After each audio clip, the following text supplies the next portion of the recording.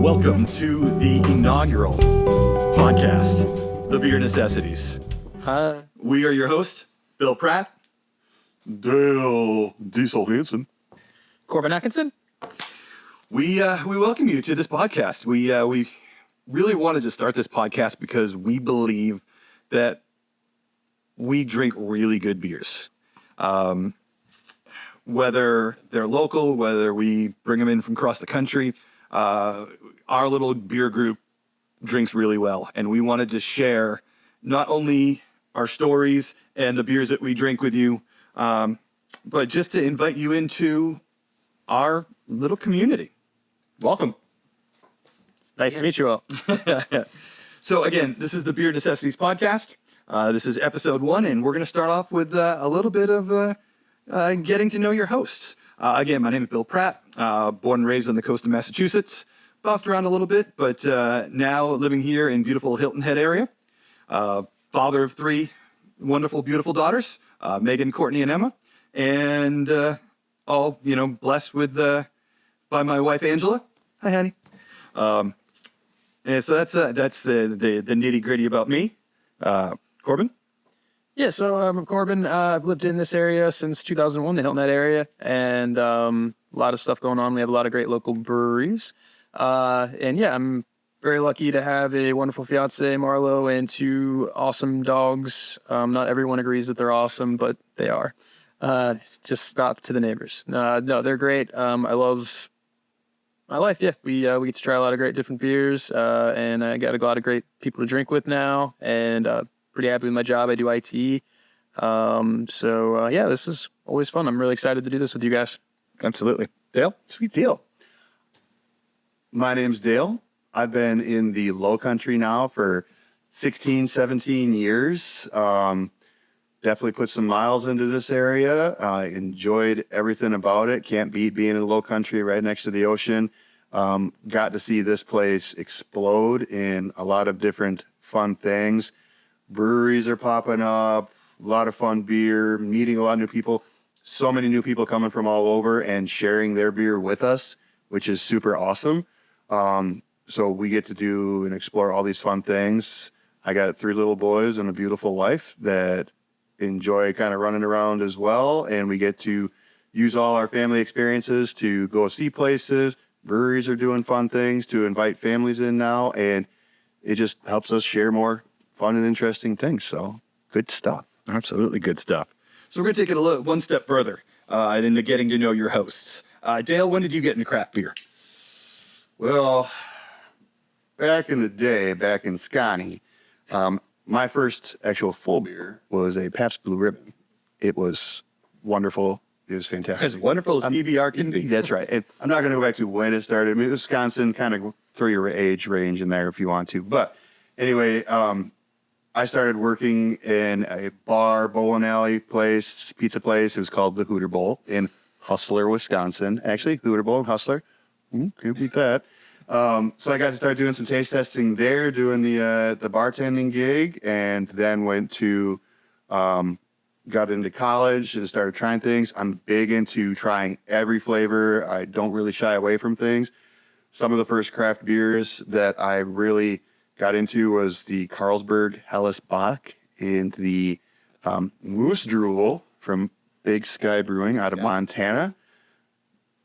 That'll be a game changer, deciding whether or not you want to get into this whole realm right now. But I really enjoyed that. And then I started working at a liquor store in college, and it was a very open store. They were really big into trying new things. And so I got to try a lot, and I've just kept going, and I love it. Corbin, when did you get into craft beer? Yeah, so it was about 12, 13 years ago. Basically, freshly 21, I decided that, I had an idea that as soon as I started drinking that I wanted to drink only good stuff. You always have those friends drinking the bad stuff, so you wanted to go get I'm weird. I wanted to get the expensive stuff and, go that route, but I couldn't as a 21-year-old I wasn't lucky enough to be able to afford lots of crazy bourbons and whiskey and things like that. So I had good coworkers who introduced me to craft beer, and that let me get a variety of delicious alcohol. And over time, I developed a taste for it and appreciation for it. Started with a lot of high ABV stuff because that's the only thing I understood. And now I thankfully don't do that, and I can appreciate all. No. I'm not saying that. Everything we have is high ABV. I'm not. Majority. Get out of here. I'm not saying that I look for high ABV. I'm saying that I can drink stuff that's lower ABV now too. Oh. I used to order things off the menu based off what number was highest. Now I actually read the descriptions. So I don't think I've graduated. So lots of fun experiences after that. Thankfully, I'm still friends with some of those coworkers. We still get beer together. It's been great. The community of craft beer lovers has always been the biggest draw to me for beer and has kept me drinking it. I joke all the time, if I didn't have good people to drink with, I wouldn't drink. Sure. It's not saying I don't like craft beer, but I'm not like, I don't crave or anything like that. I don't have to have it, but and there's nothing wrong for people who do.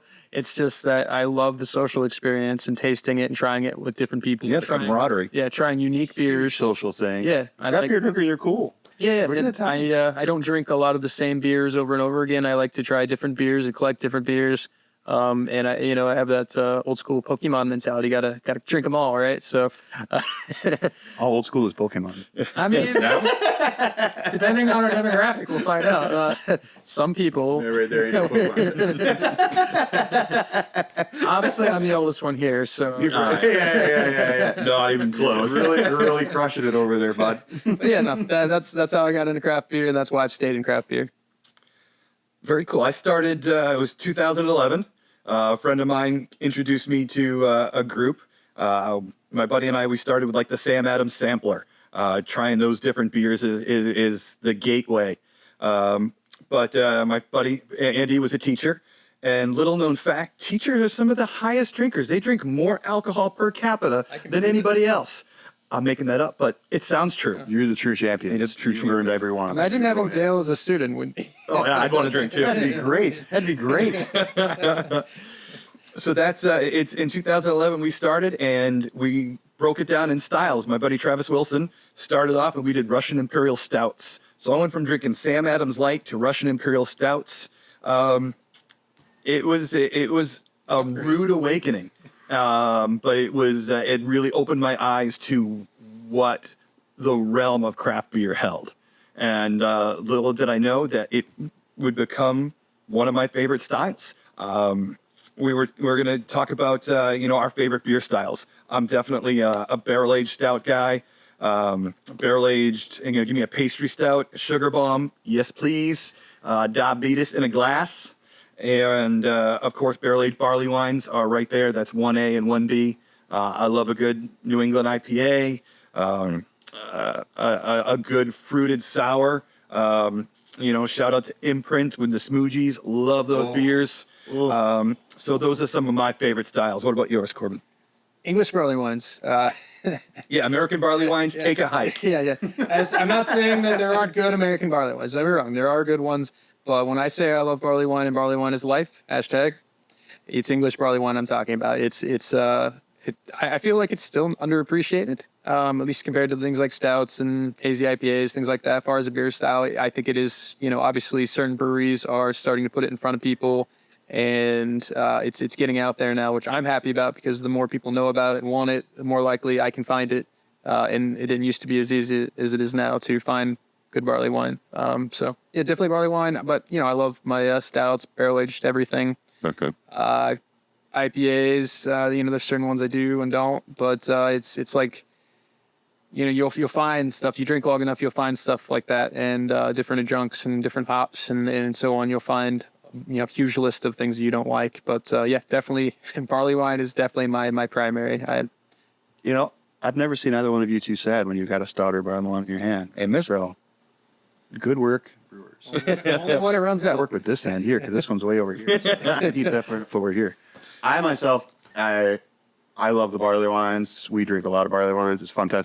Barrel-aged stouts really kind of have a pull for me. I really enjoy them with all the fun things they get to put into them. You get so many fun flavors. And my wife is a super snob, double, triple IPA girl. So I get a full healthy batch of those all the time. So I get a good mix I really just can't complain. I mean, you got Angry Chair down in Tampa. I go up to Richmond and I get LaVale. And the Vale, I just love that place with, they got fantastic IPAs. They make some great stouts. It's just super hectic. Love their barley wines. Love their barley wines. I mean, there's not many misses on that situation. Yeah. Okay. And kind of keeping with that, Corbin, what are some of the best beers you've ever had? I had to note this one because it's hard to say, so forgive me for staring at my phone for just one moment, but I can't not say it. It's actually a TB. So yeah, it's a Italian barley wine. The brewery is Birra Baladin, and the name is like Zauyu. And the one that I had, the first, it was the Gold Reserve or Gold Label 2016. It sounds fancy, right? It comes in a little box, and I still have it because the box is so cool. But I love it. It's a very rich, raisiny barley wine, almost kind of aged like an old wine or something. But I'm not even a big wine person. But it's just got so much going for it. I love it. Every time I see anything by that brewery, I buy it, and that's hard because it is a little expensive. I was fortunate enough to find the first one, I think, in the Virginia Beach area, and then I'm lucky enough now that Greenville Beer Exchange, which is my favorite home away from home to visit. They always have something from that brewery, and every time I go there, I grab it. It's always some different barrel or something, but it's so great. If you see it, get it. It's worth the money. And yeah, definitely. And then also, I love my Bottle Logic and Arcane Rituals. If somebody hasn't had barley wine before and I have a bottle of that, I'm going to share it with you, and we're going to be best friends really quickly. Yeah, I think those are my biggies. There's so many great beers out there, but yeah, those are the ones that definitely come to my mind. Okay. Dale? I started off loving on my Arrogant Bastard from Stone. It was so good, but my life changed a little bit when I got a hold of a double Arrogant Bastard. I was just like, You became a man that day. pure happiness just pouring down. I felt like I was Raquel Welch in a little bikini, and I was just like, oh, so happy. It was just wonderful. So, but Stone, if you could really maybe throw that back together, that'd be great. Really, I'm going to throw this out there. I'm throwing your name out here into the podcast. Make this happen. Speak it into reality. Make it happen. But that double Arrogant, that was so good. We've had so many good things. Cupcake out of Angry Chair was amazing. I love all the New Glarus beers. Strawberry Rhubarb was one of my favorites. Wisconsin Red. Oh yeah, New Glarus. Spotted Cow. I just can't get enough of some of that stuff. Those beers are just so good. But we've had so many fun, good beers. It's just I couldn't even think of listing them all. But one of my very first favorite beers was that double Arrogant Bastard. For me, I kind of broke this down into categories, and my three favorites, the stouts, barley wines, and IPAs. Big shout out to Side Project. Corey and his team just brew the beers that tickle my fancy. Side Project Beer Barrel Time, been fortunate enough to have 3 or 4 years of that. Derivation 13 was just knock your socks off good. My dear friend Keller Ford gave me one of those when we built our house here in Hilton Head, and the day we moved in, that's what I cracked to celebrate. More recently, at one of our shares, we had Equilibrium's barrel-aged Swiss Bliss Grand Royale. It was as thick and creamy as possible. It was a straight-up sugar bomb, and we had... It's diabetes in a glass, and we loved every second of it. Never had better chocolate flavor. It was Hershey's chocolate syrup with a little bit of bourbon in it, some coffee to round it out, marshmallow. It was just fantastic. Barley wines, Anchorage, A Deal with the Devil. That was my introduction to barley wines. That and J.W. Lee's. Nice first. Yeah,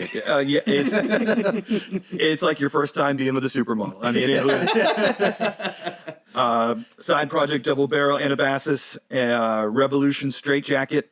That's something that comes out every year, but never fails to be delicious. And a special shout out to McKellar for their Foray Limousine series.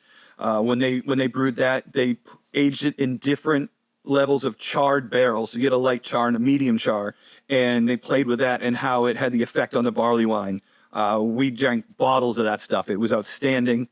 IPAs, Lawson's Triple Sunshine is delicious. Trillium Citra Cutting Tiles. Citra is one of my favorite hops. Treehouse Emperor Julius. I mean, you can't go wrong with Treehouse. Treehouse is just amazing. Having 130 minutes from my folks. Every time I go up there, I spend way too much money, and my wife has to set me straight when I get home.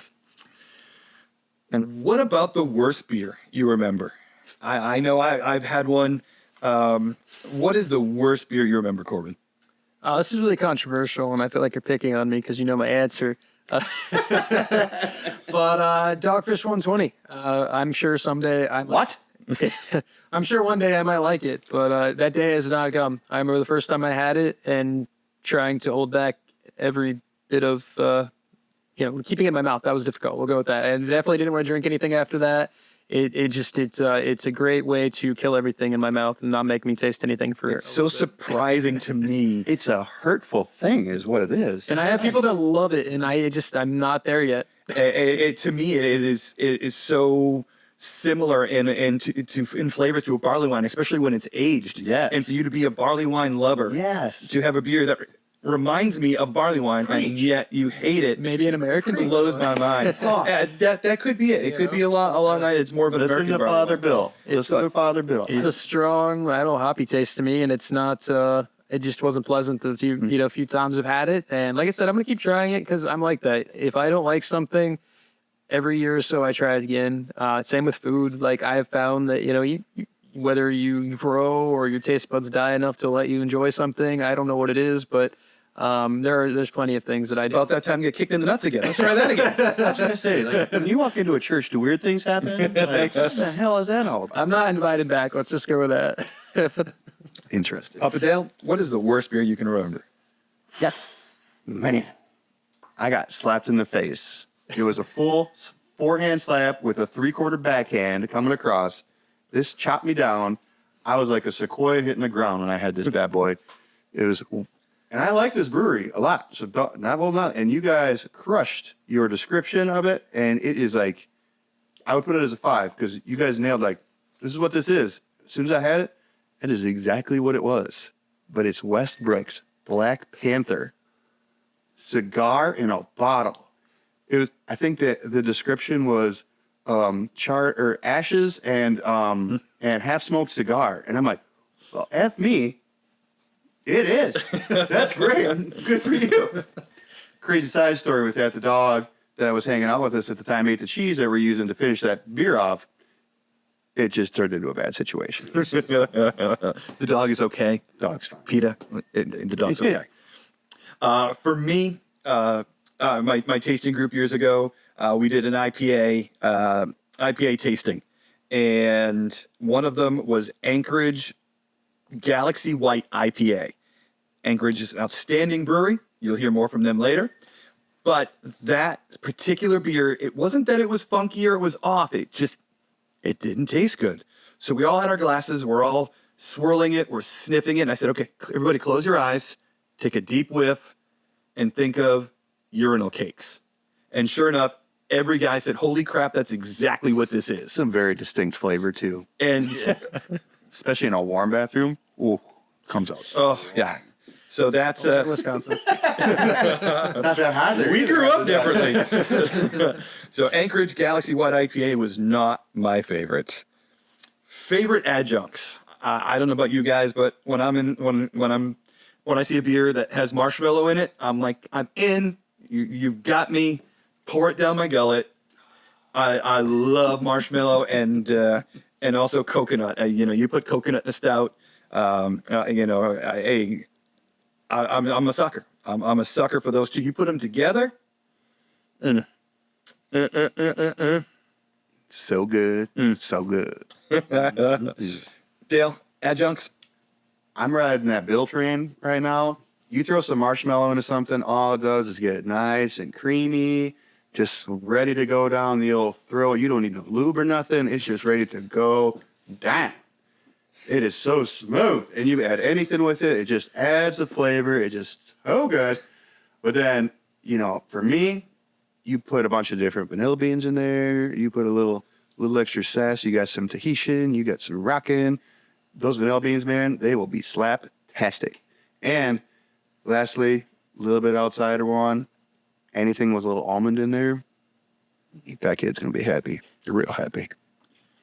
Corbin? Yeah, speaking of vanilla, kind of reminded me of one of the first bottle shares we had together. We were big Bottle Logic fans, and we ordered, I don't name this in series of beers, but they had their stout and they aged it in like 10 different vanillas from all over the world and stuff, I've never heard of before. But, it was so nice to drink that and see the distinct differences in each vanilla and how different it can be. Just because, you think vanilla, but, there's so many different, depending on what earth it grew in, it can taste totally different. And that was eye-opening for me. So I love vanilla, I love coconut and marshmallow like you guys. But one thing I'd like to see more of is more hazelnut. I remember a nice person that visited the area during COVID here. He hooked me up with some Horus beers, and those were hard to get. And all of them were like sickly sweet almost. They're hazelnut. And the hazelnut flavor was so good, so rich. They're delicious. Probably some of the best beers I've ever had. I definitely need to find another source for some Horus beers. I can't afford to join the club. We did that share of vanillas, and you could definitely see where some people went real strong to real light, and there was some big changes in there. It's great. And coconut, too, it could be different, too. Like toasted coconut stands out a lot, especially when it's floating in the beer. Coconut floaties. Nothing better than a little bit of cinnamon in there. A little grit in the teeth. Bucket list beers, those white whales that we've all chased, something that is hard to find, but when you get to take down that Moby Dick, it's it's just amazing. This year I was fortunate enough to get a Toppling Goliath Barrel Age Assassin 2022. That's been on my list for years. I was really grateful to get that from my buddy Chaz, so thank you to that. What are some of the bucket list beers that you guys want to take down, check off your list? Well, I'm going to just jump in here real quick because you've got a probably much more solidified list than I do. But my bucket list beers are whenever I hang out with yin and yang for here, I just happen to walk into all this fun, good stuff, and I absolutely love it. But some of the ones that I like to make sure that other people, like if I'm drinking with you and I've got it ready available, I want you to try because it's been such a game changer in my life that I feel like people should enjoy it, would be Troegs Mad Elf. It's one of my favorite seasonal beers. It's a honey and cherry wheat ale at 11%. It is an amazing deal, either cold, room temperature, or even a little warmed up. And then I actually incorporate it into my cooking and my smoking meats, and it has been a game changer. It's absolutely amazing. The new Glarus, the Thumbprint series, I absolutely adore all of those. My favorite out of there, though, is the Strawberry Rhubarb, which is so amazing. Serendipity, Wisconsin Red. Serendipity. Oh, the Belgian Red is so good. And then, any one of the tree houses, those Julius's, I get all excited about. I love a little bit of OJ. But you throw some Untitled Art at me, Angry Chair, Veil, Answer, Bottle Logic, fat kid gone eat. Lot of cake going down. Gordon? Yeah, so like you mentioned, we have a lot of great beers. So I've been very fortunate to drink a lot of stuff that would have been on my bucket list a year ago or even the year before. So the list is getting smaller and smaller, and people keep putting out new things. So hopefully growing and growing. Easy one would be anything from Side Project. I want to do MJK, any of the barley wines. See the Pliny the Younger. I've had Pliny the Elder, and I've had Double Tryout. Pliny the Elder, loved them. Pliny for president? Yeah, I haven't had that yet, but that's on my bucket list. And honestly, maybe controversial. I like Blind Pig better than normal Pliny, but I do like Double Tryout Pliny. Right out the gate, you're going to cause controversy. I don't know. I just different tastes, right? You want to talk about Gaza now or later? Too soon. And what was the last one? Oh, Anchorage Deal with the Devil, which you already had. So 2014 I had it, so I'm ready to have it again. It's been decades since I've had it. It's just recent that we've been able to get some Anchorage again, and which in time for this podcast too. So I haven't had a Sam Adams Utopia either. So we know someone that chugged it. Yes, we do. Yeah. Are we still friends with it? Where are you? You know who you are. We know you're going to watch this. Next time, share instead of, Yeah. I'm trying to keep my mouth shut. Yeah, keep it out. So bucket list beers for me. Pliny the Younger, as Corbin mentioned, that's high on my list. Our oldest daughter Megan lives about 30 minutes from Russian River, so sweetie, we need to make this happen next February. Holy Mountain up in Seattle does Hand of Glory. Hashtag Barley Wine is Life. BIL. That's on my list. Revolution, VSOJ, Hill Farmstead, Aaron. These are all barley wines that have called my name for years, and I'm trying to get to you. I have a very special set of skills, and that's taking down barley wines. Ooh. I feel like we should just change his name to Barley One. This is dirty. Yeah, we are very themed right now. We do like other yeah. beers. But yeah, barley wine is at the very top. Toss me a lager once in a while. We'll be good to go. And I will toss it right back. Give me a barley wine. We need a cleanser between the barley wines. You give me some brats, I'll boil them up real quick. We'll be set. Yeah, so you know I like your smoked meats. I know you like a lot more than that. That is definitely another thing we have in common. We all have our smokers. We all enjoy turning cuts of meat into delicioso dishes. So that's something you'll hear of more in the future. We eat very well if it's not obvious. We started off very simple. It was those little cracker and meat cheese things, and all of a sudden we started dialing it up, and our beer, our food went with our beer, and it is only going up. So be ready for some good stuff. Definitely. Almost seems like we're competitive. Like we keep raising the bar on ourselves. Yeah. I'm waiting for the brisket. I'm Brisket throwdown? not confident in my cooking skills to do a brisket yet. I'll rock you some ribs, though. I will rock you some ribs, I promise. Who taught you how to do those ribs? YouTube, no, wait. Thank you, Obi-Wan. You were my only hope. It's true. The Schwartz is strong with this. Your Schwartz is almost as big as mine. Okay. So that is getting to know your host a little bit further with our likes, dislikes, and probably more than you wanted to know. So we're going to move on to our very first tasting. We're going to taste this live. This is something none of us have tried, but we are anxious to get into it. We are going to start off with Anchorage Brewing's Kill the King. As you can see here in our little camera. I'm going to have Corbin get to cracking on this. Yeah. We got to crack that wax. Sounds like. So much stress off. Kill the King is listed as an American strong ale. It is 15%. As you can see, this is a 375 milliliter. Not dollars. Milliliter. It's close. It is currently ranked 4.63 on Untapped. It is a black barley wine, imperial stout blend of a double oaked and triple oak beer that was finished on toasted coconut. Like we said, we're coconut fans. It also, after spending a combined 20 months in a blend of 15-year Calumet Farms, Willet Rye, and Buffalo Trace barrels. Black barley wine. Excited for this. Eat that. Yeah, it smells good. Great art. Any glasses? Show me that opener. What exactly we have here? Yeah, so if you haven't heard of Hicks bottle openers, they're the best in the biz. They make these great 3D printed. Some of them are actually made out of Kona wood too. If you can get one of those, they're really cool. But if you go through a lot of wax bottles like these guys, get you one of these. They're a little expensive, but they're collectible. They come in a whole lot of different looking, there's sports teams, there's all your favorite movies. As you can see, we got a Nintendo one here. I've got a barley wine one. I've got one from Legend of Zelda. So many great options. Best thing in the world, opening up bottles. This is actually an older style. The newer ones actually open up bottles even better, but dude makes some good stuff. I think he's out of Texas. Hicks bottle openers. Definitely get you one if you don't have one. All right. Papa Dale's going to pour. We're not sponsored yet, by the way, but if you want to.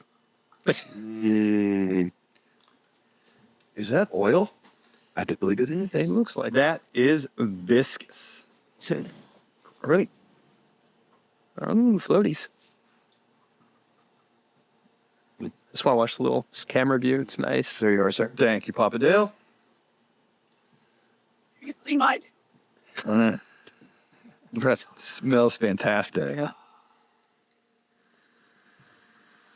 I'm gonna join you guys back over here in the kitchen. Ever watched Three Grown Men Just Sniff Something for 5 minutes? It's glamorous, right? I think we just lost our 2 viewers. Ooh. You get the barrel, the oak, the coconut, all comes through. But can I drink it?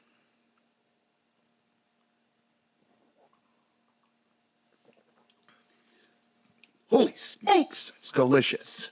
Did you see the lights from heaven come down? It shined off my dome. It might have blinded you, and I apologize for that. But that is sweet goodness. The coating on the glass, it's that nice brown that just kind of holds on. You know that this is holding on to every part of your esophagus Just all say the way down. You're cling. gonna love this thing. And Clings to the glass. Oh man, they need a commercial dishwasher for the cleaning of these glasses. don't kidding. That's great. The black pearly wing blend stuff. You really get, That's you can taste the barley wine, but yet you can still say there's stout there. It's amazing how well that blends. I think that like the barrel, like in the black barley wine, really like pop. it does. I think the double oaked and the triple oaked, I think the fact that you have both of those there, it really, the wood flavor, it just comes through in the beer. Caught some of that bourbon barrel right back here. That's good stuff. All right. One thing I did notice when I was looking at this particular brewery, Anchorage, out of Alaska, they distribute quite regularly into like the Scandinavian countries. They like Holland, the Netherlands, Denmark, Norway-ish area. I was like, people are all over and Untapped with these guys, and I was like, Taver, awesome. the Taver app is big. You can buy all that and get it shipped basically anywhere you want. Anchorage will be, you will find Anchorage. You actually find a lot of really good beers on there. So definitely a good place to check. Yeah, I like all the different barrels. It's interesting because a lot of people kind of default to Buffalo Trace. Nothing against Buffalo Trace, but it's always nice to see something that's not Buffalo Trace or something that you haven't heard of. Calumet Farms is a good drink itself, and so it's nice to see things on that. Willet is an amazing bourbon. Keller, again, thank you for sharing Willet with me that one time. So Willet is amazing. Willet rye. I actually don't get much rye out of this. I was gonna say because I can't handle a lot of rye. Rye is one of those ones that's just it's a very strong flavor for me, and it doesn't sit well all the time. This very little if I'm getting any of it, but it's just everything's so smooth and delicious. Yes, I think the sweetness cuts it. It's there, but Yeah. it's not. Yep. It's not in your face for sure. I mean, that is. Yeah, you're not looking through that. That is dark. There is no light. That is onyx color. That is Is that nothing. what it looked like when it comes from heaven? Or I don't know. They do make Deal with the Devil, so I don't It's know called that. angel blood. That's what it's called. Yeah. No, that's Angel's Envy. Angel blood. Under the light, you can see like this oil slick on the top of it. On the it's just on the top of the beer. It's Like every time I switch it back, it leaves like a different line of sediment. No, it's great. Just so perfect. So we're kind of beer nerds, and I don't know that we're the biggest of beer nerds, but I feel like if you watch three people obsess over Sorry. 2 sips of beer so far, Pinkies up, everybody. Pinkies up. it was served at the right temperature. If you Yes. know, you know. Yeah, you don't want some of these things too cold. If they're too cold, then it takes away the flavor. It doesn't really open up the palate a little bit. It's like you got to let it really kind of work its way through. But this is Friends don't let friends drink stouts and dark beers super cold. Right. If it just came out, you let it warm up. You're Yeah. missing out if you don't. and you got a rookie on your hands, and all of a sudden you open it and they are grabbing at it right away. You're like, easy, tiger, calm yourself down. I got a Miller Lite over here. You got a brewery and the guy Yeah. chugs the stout, Yeah, and yeah. you're like, you didn't taste any You of it. had nothing. You had nothing of what was good in that little love muffin. So with the appearance, definitely, like I said, onyx, dark, kind of almost an auburn color on the rim. Aroma, you just get that sweet sugar It's so oily you can't even like really see Toasted yourself coconut, no. into it. Like it doesn't. It's like it's got like a film over the top of it. That oil slick It's film. not as thick as other ones for as well as it coats. Like we've had like creamier, thicker beers that have definitely hung on, but this thing just sits so nicely. That aroma, you get the barrel. It's kind of like having one of those glasses from the 1970s that are that brown frost. It's like it so good. And then you get the oak and the coconut and the flavor, the mouthfeel. It's not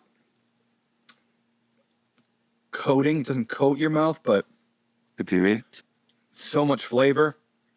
And for 15%, it really isn't. It isn't. No, I don't think it's hot.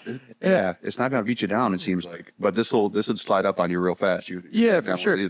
But if you told me this is 11-12%, I would accept that.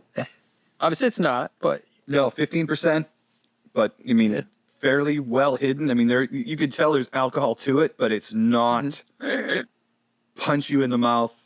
You're not sipping, straight bourbon. yeah. And with as much, all the different barrels and everything like that, it definitely could be.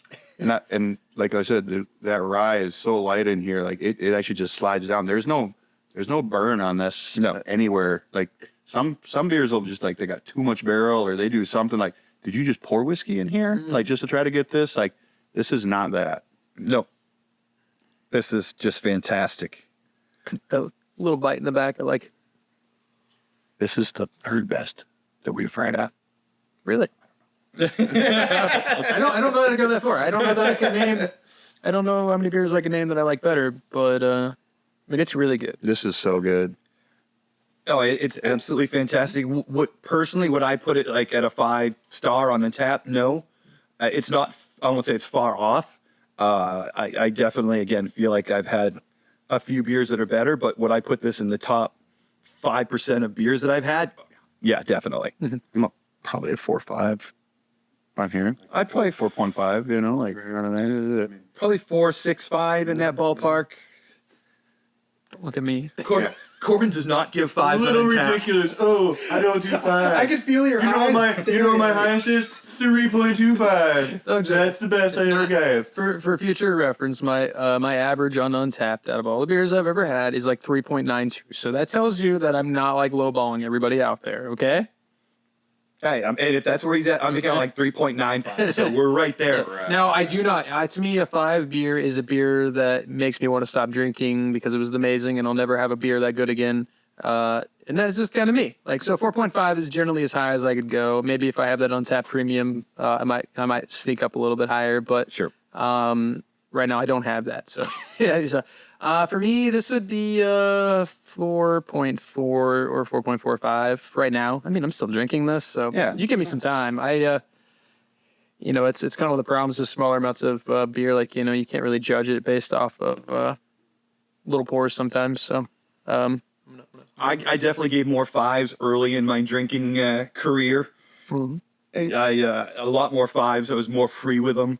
As the years have gone by, as the decades have gone by, I'm a little bit harsher critic. But no, this is outstanding. If I could, drink this on the regular, I would be more than happy to do so. pretty. So we got a little sheet here for rating things in our own little system here. You want to go into that some more? Sure. So, like most ranking systems, we kind of look at the appearance, the aroma, your flavor, your taste, the mouthfeel, and the finish, and just kind of. Camera's cheer buttons. I mean, I didn't want to put it in front of Bill's face, It's too attractive to Nobody wants to see this plug anyways. It's like you're hiding the beauty. Like there he is. He is gorgeous.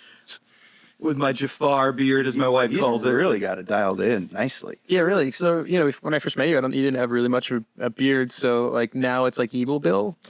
This is I am enjoying my drinking stage beard. No, this is something new. I'm just trying. I and get the mustache coming out. no, I don't like the mustache. Like, you're a Star Trek or Community fan. I'm sure the wife Evil would. Spock or Evil Spock. Evil Abed. Mustache on it, That's how it works. She says it's getting a little too long here, and I need to be trimmed. But anyway, I like it. It makes your face kind of like pointy. I don't, I like it. Like we all want like stronger chins, and that's a way to cheat that. I'm not saying you're cheating it. He's got a strong chin under there. Trust me. Pure beef. Strong chin. Pure beef. I'm just saying I myself would prefer. I would like. there is a cleft here, but Kirk Douglas. so People who remember that. strong chins unite. So, we're kind of looking at this, being a first podcast, this is a work in progress when, we will grow and change and modify things as we see fit. But for an overall scale right now, we're kind of looking at a 1 through 100, kind of scale. I don't know. For me, I'm probably leaning towards that 90, in that ballpark, right around 90, I would think. Everything about it, the appearance, again, that oil slick that's on the top of this, the aroma, that smell of the barrel, the sugars that come out of that, the flavor and taste is on point. The mouthfeel is there. It's hard to say they could do much better. I don't get that rye taste, but personally, I'm thinking, somewhere in that 90 range. How about you fellas? I kind of, I must have gone a little harder. I'm kind of like at an 85-ish with this. I love the appearance of it, but it's not as, I don't know. It's dark and it coats. I wish it coated a little more, but you're not going to get that out of that creaminess. But I don't know. I've just seen some are just like, it's got that little paleness to it. But being a black barley wine imperial stout blend, the barley wine is going to thin that out. That barley wine, that name comes from that it was similar to a wine in its alcohol. Yeah. So when you have these two mixed together, it is going to thin it out a little. So it's not going to be as thick as some of those heavy stouts, which are just True. viscous. This is going to be thinned out by that a little bit. I can see your 90. I'm sticking with my 85. That's just the way it's going down. I might be between you guys on that. I haven't decided how I'm averaging my numbers over here quite yet, but I definitely happy with the flavor. Aroma wasn't much for me. I mean, you smelled it, but it wasn't like when I opened the bottle, I got a really good whiff. So I think I have an advantage there, and I got the best whiff. But what's in the glass there? Like it just you can get stuff, but it's not crazy. I don't know. I feel like it hangs well enough. It's like not a like I don't know what your numbers are, but continue on. But it's like I just like if in terms of my numbers, that's kind of a weaker area. But it's not bad by any means. It's still a high number. So in appearances, we were talking about oily and greatness and stuff like that. But overall for the beer, like I'm tasting it and judging it how I taste it more so than what it looks like. It could be the ugliest beer in the world, and I'll close my eyes and drink it and be happy for it. But no, I definitely, in terms of like if a scale of to 100 or something, for a beer, I could definitely see myself pretty close to 90. I definitely think I've had stronger, richer beers and so on, but it's a great beer. There's no discounting that. So, all right, I'm gonna throw out a controversial quick subject before we wrap up. So, is this beer worth the money? Ooh. I know it's expensive. We won't throw out any prices. I'm biased. I bought it. That's where I struggle sometimes. Is some of these amazing beers? Is it worth the money? You can sit and drink a quality beer with quality people and really enjoy it. But when you spend X amount of money with quality people, does it make that much of a difference? Is this worth the price you paid for it? I'm going to say right off the bat, it's really tough on a brewery like this one. They're from Anchorage, Alaska. Mm-hmm. They have to do a whole different schmear. So that value is going to go up, and it's so much harder to get. Like I said, they are distributing in Europe. I mean, a lot of these other breweries aren't going to some of these other places, so it's a big deal. But and barley wines take the ingredients that go into it are much more expensive. So I mean, I understand that. Yeah. But when you're talking a 375 milliliter bottle, not the largest bottle you're going to see. And at the price point that I know this was, I have a hard time. I personally do. I would rather buy a couple of really good beers and be able to share those than say one really expensive. That just could come down to personal preference. That's just how I see it. All right. So I guess on that subject, sorry.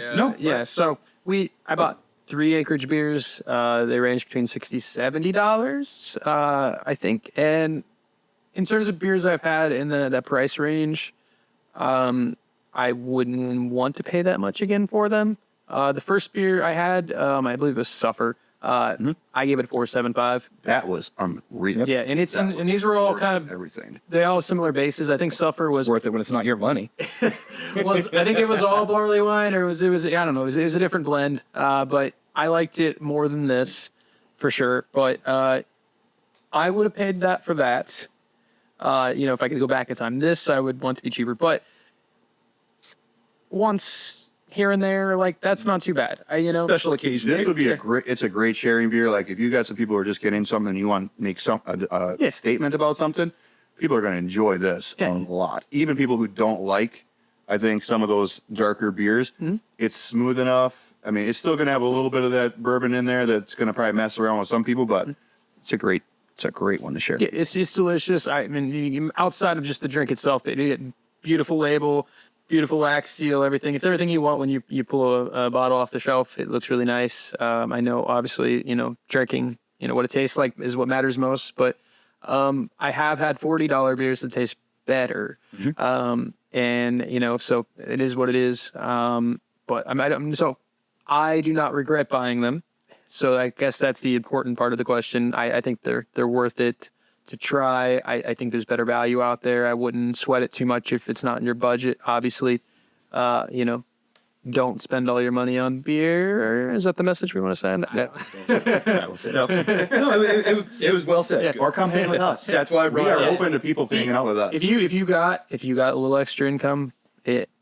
Yep. If you need to feed your kid, don't not feed them to get this bottle. Yeah, let's not go craft mac and cheese for a month just because you want to go buy an expensive bottle. So, but again, beautiful label, beautiful beer, delicious beer. Definitely would drink it again. Delicious, and I will definitely buy other Anchorage beers. It's definitely not gonna stop me from getting other ones. So I think, is it worth it? Yes. Are there better deals? Yes. But I'll buy it again. Well said. Well, I probably shouldn't. But as we come to the end of this first episode of the beer necessities, we're going to try and wrap up each episode with one of our current necessities. So this segment, my current necessity, X-Men 97. This is, of course, a continuation of the cartoon that ran on Fox from 1992 to 96.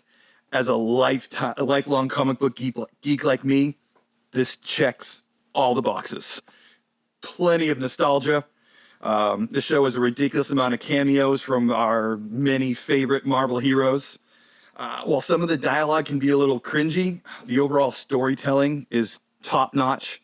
I will say episode 5 is fantastic. I was genuinely emotional after watching it. No lie, ask my wife, I was emotional after watching this.